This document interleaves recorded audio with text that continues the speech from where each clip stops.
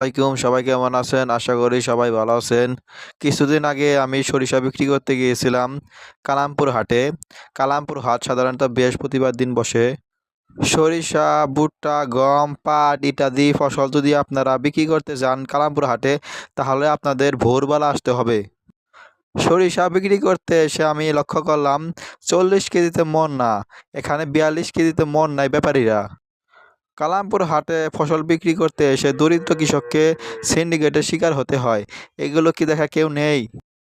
কালামপুর হাটে ফসল বিক্রি করতে এসে অনেক কৃষককে হিজড়াদের হাতে হেনস্থার শিকার হতে হয়। প্রত্যেকটা কৃষকের কাছ থেকে তারা হিজড়ারা চাঁদা নেয়। কালামপুর হাট একটি ঐতিহাসিক হাট। ঢাকা সহ বিভিন্ন অঞ্চল থেকে মানুষ এই হাটে আসে। ধামরাই উপজেলা প্রশাসন ও কালামপুর বণিক সমিতির কাছে বিনীত অনুরোধ, আর কোনো কৃষক যেন হিজড়াদের হাতে হেনস্থার শিকার না হয়। ৪২ কেজিতে মন না, ৪০ কেজিতে মন ধরে ফসল যেন বিক্রি করা হয়।